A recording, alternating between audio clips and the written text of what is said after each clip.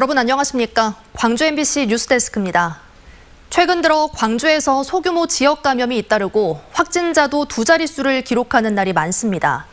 이번 주말이 코로나 확산의 고비가 될 것으로 보이는데요. 방역당국은 거리 두기를 상향할지 고심하고 있습니다. 송정근 기자가 보도합니다. 담양 지인 모임 관련 확진자가 처음으로 발생한 이후 광주의 코로나19 확산세가 거세지고 있습니다. 지난 15일부터 오늘까지 9일 동안 두 자릿수의 확진자가 나온 날은 6일이나 됩니다. 소규모 지역 감염도 학교와 대형교회, 유흥주점 등 10군데가 넘게 발생하고 있고 이 가운데에는 감염 경로가 밝혀지지 않은 곳도 있습니다. 특히 확진 패턴을 보면 가족과 지인이 지역 감염이 발생한 곳을 다녀온 뒤 또 다른 가족이나 지인에게 옮기고 있는 상황이 반복되고 있습니다. 또 뚜렷한 감염 경로 없이 선별진료소를 찾아 검사를 받은 후 확진되는 사례도 늘고 있어 이번 주말이 코로나19 확산세에 향방을 가를 고비가 될 것으로 보입니다. 확진이 된 사람이 가족에게 전파하는 이런 상황들이 계속 반복되고 있습니다. 그래서 방역수칙 준수가 지금 무엇보다도 중요할 것 같고요. 전국에서 확진자가 800명에 육박하고 있고 광주시도 4월 중순 이후로 확산세가 거세지고 있어서 광주시에도 비상이 걸렸습니다. 광주시 방역당국은 비상대책회의를 통해 거리두기 단계를 상향할 것인지 아니면 상황에 맞춰 방역수치만 강화할 것인지를 놓고 고심하고 있고 시민들이 편리한 시간에 백신 접종을 할 수 있도록 편의를 제공해 백신 예방접종 속도를 높인다는 계획입니다. MBC 뉴스 송정근입니다. 전남 지역의 코로나19 확산세도 심상치 않은데요. 목포에서는 유치원 교사가 확진됐는데 가족이 해군 삼함대 소속 군인이어서 작전 수행을 위해 출항했던 함정이 귀향하기도 했습니다. 보도에 김진선 기자입니다. 40대 교사가 코로나19로 확진된 목포의 한 유치원.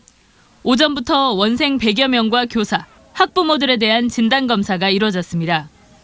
원생들의 형제자매가 다니는 바로 옆 어린이집도 한꺼번에 검사 대상이 됐습니다. 확진된 교사는 지난 20일 영암 확진자와 접촉한 뒤 이틀 동안 출근해 어린이들을 돌본 것으로 확인됐습니다. 오전에 촬영이 끝나자마자 바로 가가지고 보건소 가서 이제 검사를 한 상황이었고 당시 모임을 가진 교사 등 확진된 2명의 배우자들은 해군 삼함대 소속 군인. 이들은 21일 부부끼리 식사 모임을 한 뒤 이튿날 작전 수행을 위해 출항한 함정에 승선한 것으로 확인됐습니다. 해군은 방역당국의 요청에 따라 밀접 접촉자인 2명을 함정 내에서도 자가격리 조치하고 승선인 전원에 대해 진단검사를 벌이고 있습니다. 아마 해군 함정의 특성상 좁은 공간에서 생활을 같이 하고 또 식사도 같이 하고 공동생활 구역이 많이 있기 때문에 어제 밤부터 저희들은 굉장히 아마 우려를 하고 있습니다. 제주에서 확진된 무안 신혼부부와 관련해 목포, 무안 등에서 검사를 받은 1000여 명은 현재까지 모두 음성으로 확인됐습니다. 한편 지난 18일 강진에서 열린 골프대회에 광주 확진자가 다녀가면서 이승옥 강진 군수 등 대회 참석자들에 대한 검사가 진행 중인 가운데 이 군수는 음성 판정을 받았습니다. MBC 뉴스 김진선입니다. 벌써 여름이 오나 싶을 정도로 낮 동안 기온이 크게 오르고 있습니다. 오늘 낮 기온은 6월 초중순만큼 올랐는데요. 고온 현상과 함께 건조한 날씨도 계속되고 있습니다. 건조특보가 내린 가운데 고흥과 영암에서는 산불이 발생했습니다. 보도에 이다솔 캐스터입니다.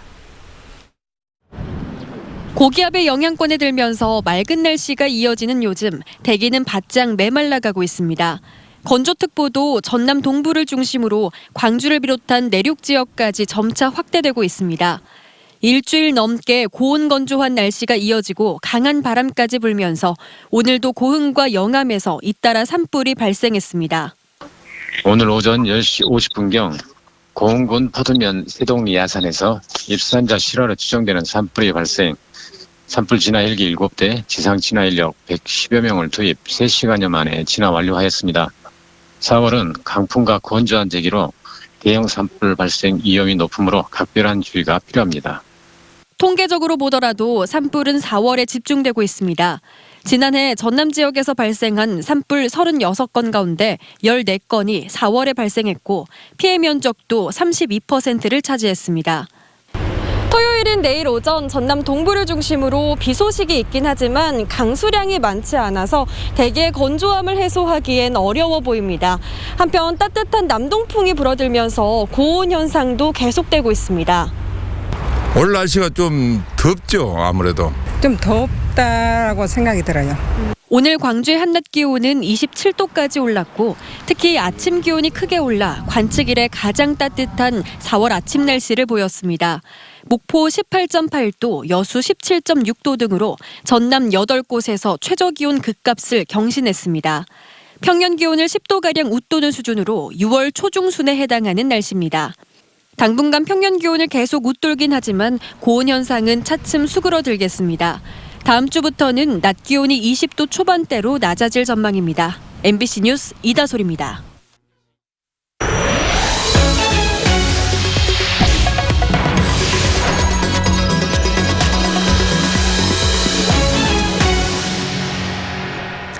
한반도 평화와 통일의 필요성을 시민사회에 녹여낼 통일 플러스 센터가 목포에 들어섭니다.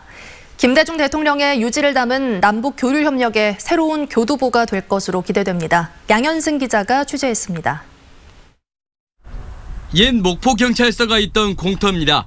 오는 9월부터 공사가 시작돼 내년 11월 호남권 통일 플러스 센터가 건립됩니다. 남북 평화와 통일에 대한 긍정적 효과를 청소년들에게 교육하고 국내 최대 수준의 북한 자료를 소장해 통일 한반도를 미리 경험할 수 있는 곳으로 꾸려집니다. 사상 첫 남북 정상회담을 이끌어냈던 김대중 대통령의 고향에 들어서는 의미도 지니고 있습니다. 지금 당장 우리가 일본 국도를 따라서 북쪽으로 갈 수는 없지만 일본 국도가 다시 남북을 잇고 쉼없이 사람을 태우고 물자를 실어 나르는 그런 날이 하루속히 오기를 소망합니다. 관련법 개정으로 지자체가 남북 교류 사업의 주체가 됐지만 국제 정세에 휩쓸려 여전히 어려움이 큰 현실. 전라남도는 김대중 노무현 정부를 거치며 쌀과 미역, 농자재 등을 북한에 지원하고 빵 공장 건립 사업 등도 펼쳤지만 2008년 이후 교류 협력이 위축됐습니다. 2015년에는 함경북도와의 땅끝 협력을 선언하고 추진했지만 실현되지 못했습니다. 전라남도는 통일 플러스 센터가 남북 교류 사업에 활력을 줄 것으로 기대합니다. 평양에 제2의 빵공장을 우리가 건립할 계획을 갖고 있는 것들을 실제로 실천할 수 있게 됐으면 합니다. 통일부는 전라남도가 남북 평화 통일의 전진기지로 도약하도록 상호 협력하기로 약속했습니다. MBC 뉴스 양현승입니다. 광주시와 대구시가 달빛 내륙철도를 4차 국가철도망 구축계획에 포함시켜달라고 청와대와 정부에 요구했습니다.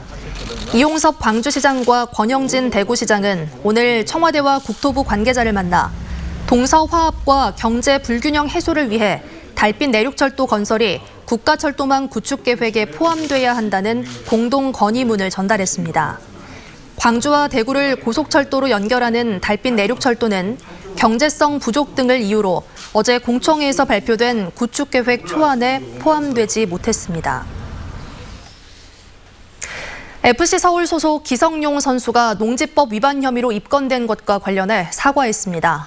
기성용 선수는 오늘 자신의 SNS를 통해 지난 2016년 자신의 아버지인 기영옥 전 광주FC 단장과 축구센터 건립을 계획한 이후 모든 것을 아버지에게 맡겨 농지 보유 여부나 농지가 문제될 수 있다는 사실 등을 몰랐다고 해명했습니다.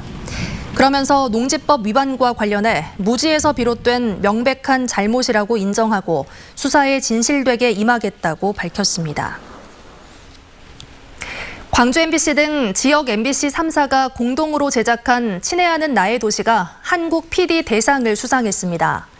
친애하는 나의 도시는 서울에 집중된 한국에서 지역 청년들이 직접 자신의 도시를 소개하는 프로그램으로 자신이 사는 도시에 대한 애정과 자부심을 진솔하게 담아냈다는 평가를 받았습니다. 한국 PD 대상은 방송을 통해 자유 언론과 사회 문화 발전에 기여한 PD와 방송인에게 주는 상으로 현직 PD들이 직접 심사에 참여합니다. 다음 주 준공식을 앞두고 있는 광주 글로벌모터스가 기술직 신입사원 145명을 채용했습니다.